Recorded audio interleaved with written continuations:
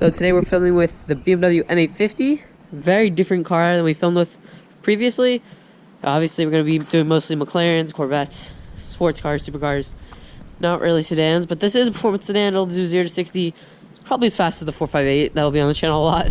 So that's kind of funny. But here we go. This particular car is done in Sonic Blue. That was not our choice. It is very ugly. But it was also very cheap. So first thing I don't like about the car, it auto locks. So I'm sure there's a setting to take that off, but I don't have the app for BMW. So I'll just unlock the car and get in and get ready to go. So we aren't starting with a cold start because frankly the car is not cold. But this is my first time driving an automatic car in a solid amount of time. So my first impressions might be a little bored, actually. But for now, the first thing I'm noticing is the very annoying heads-up display, which I will promptly turn off, although BMW does not make it easy. This is a big car. I feel like I'm in a boat. Yes, I daily drive a C7, so it's definitely, maybe I'm not the right person to decide the size of it, but the Macan over there that you just saw, actually maybe it wasn't in the first shot, but the Macan feels a little smaller. The difference between this and the Macan, which you'd expect, this is much sportier, the steering is heavier, tighter. The steering on this car is actually pretty good. The blinkers are kind of cool, I'm not gonna lie. Some of the switchgear on this car is really nice. The shifter for this car is diamond plated, as you'll see in the full review when we get back. But for now, I have driven this car, but my first impression driving it for the first time in a few months, the steering is not bad for a car this big.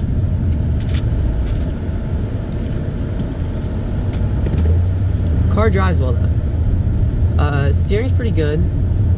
Not too bad. Brakes are good. Had to just demonstrate that briefly.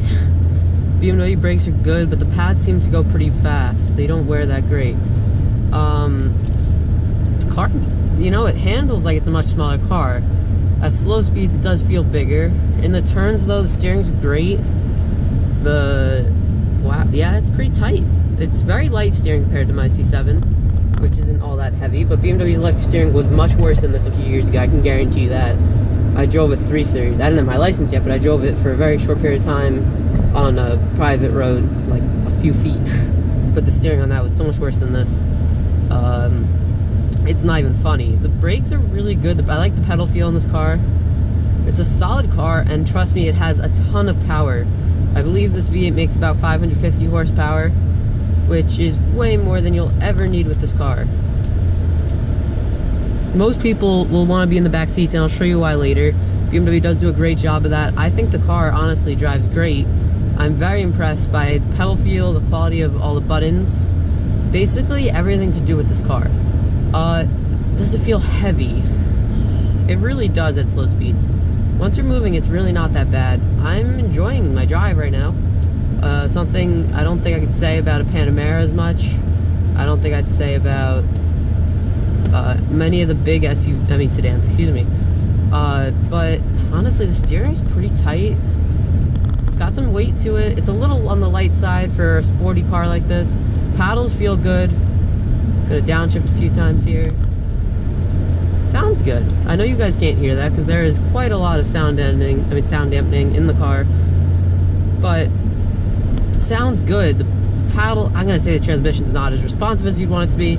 I'm pretty sure it's a single clutch though, so that would make sense. I want to get into fourth here. I don't know why it wants to go into fourth, but let's get out of there.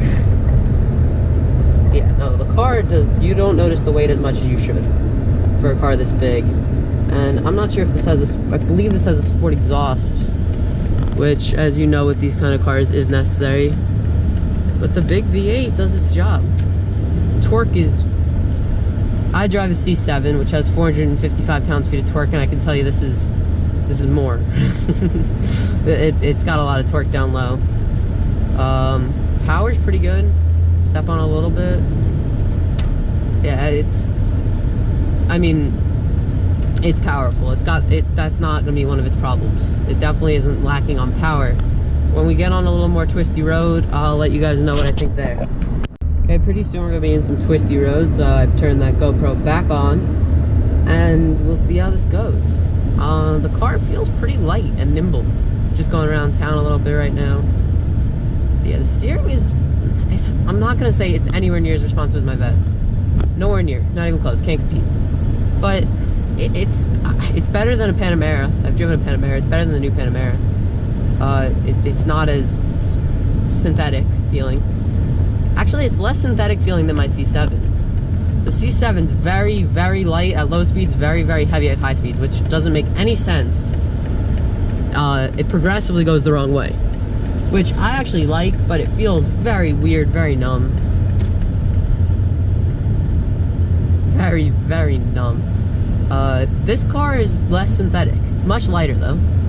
Power-wise, not a lot of lag. Not a lot of lag at all. Takes a second, but not like a 720 for people who have experienced that car. Okay, now the twisties. Let's see. My car can just utterly, it's downshifting on its own. It knows what it's doing. Oh, it's pretty nimble. It's, for a car this big, it should not be able to do this. A car this big should not be able to do this. Yeah, no, that's, even that little experience there is all we're gonna get, but, wow. This car's gotta be tipping the scale 1,500 pounds more than my car. And, wow, it's not flatter, but it's pretty flat. So now it's pulling back in. I'm gonna show you some more details about the car, some things I've learned over the past few months, having driven it a bunch of times, and finish up the review.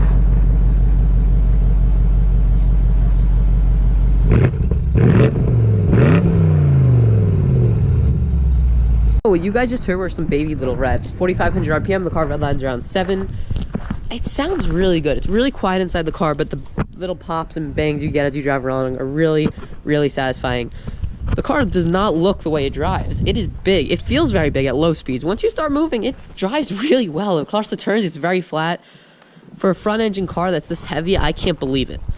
It drives amazing. The steering is very precise, and honestly, I thought Porsche would be nailing this segment, but I like this more than the Panamera, quite a bit more than the Panamera. I think it drives a lot better than the Panamera, and on a lease, it's quite a lot less. And that's why this car was bought. But, unlike typical, I'm a Ferrari hater by a lot of people's standards, but I hit this like BMW a lot more than Ferrari. I do not like BMW products, but this car completely changed my mind about at least the current gen cars. Maybe some others will surprise me. So a lot of people care about the back seats the most in this car, and as you just saw, the car already locked itself. You got a lot of room back here. This seat is put back for someone who's like 6'5" in the front, and all the way back. And there's still a decent amount of legroom. I'm like 5'10", and I could fit back here pretty decently. Back here, you have the climate controls. You have some connectivity. I don't know why these are the chargers. I think it's the input for USB-C. I have absolutely no idea why they thought that would be there instead of a USB. But there are normal USBs in the front of the car. Back here, you could have access to the trunk. Or you could have, if you pull on this little cup holder thing, that quite frankly feels cheap, but looks good. Then let's go to the front. You enter the front of the car, you see these Lamborghini Huracan knockoff door handles. Why those are Lamborghini Huracan knockoff door handles, I don't know.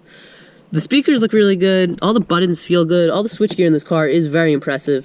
As you can see, they have to flex on you with the M badge. I don't know why BMW does that. Mercedes does the same thing, as you can see in an old C43 video I filmed, but the Germans really like to show off their performance brands. Now you got this console here with their crystal shifter. Why that's there, I have no idea, but that's how the dealer ended up speccing the car. This car was half price of a normal lease. That's the only reason this car is here. You have all your modes here, Eco, Pro, Adaptive, Sport. I was just in Sport that whole time, obviously, for that little quick drive. You got your start button in the same little crystal stuff. I have no idea why they thought that was necessary, but okay. Auto start, stop, off, parking sensors, and then you have all your normal BMW iDrive stuff, which I still think is behind the competition. I don't care what you guys say, I just don't like iDrive. Now the screens. The screens are amazing. The middle screen is huge, massive. The only thing I don't like about the view at the front, it has nothing to do with that screen. It's just, the heads-up display is really annoying, but you can turn that off, so I'm not going to discredit the car for that.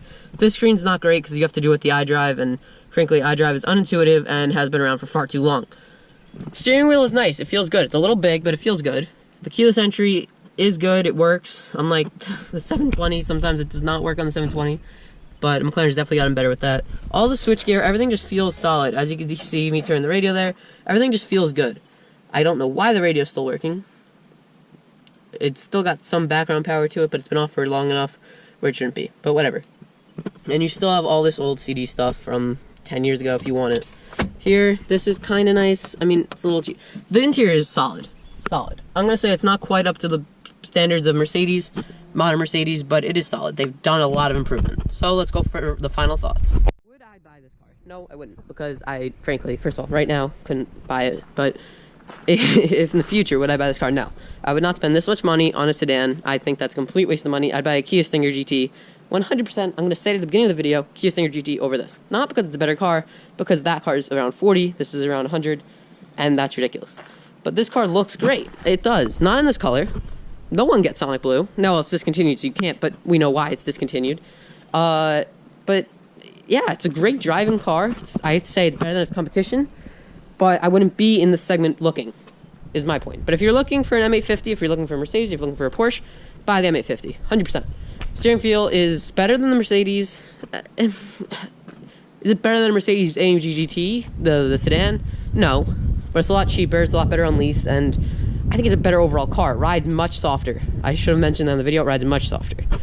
But either way, I really had a lot of fun driving this for the short drive, and I've driven it a few times on the highway.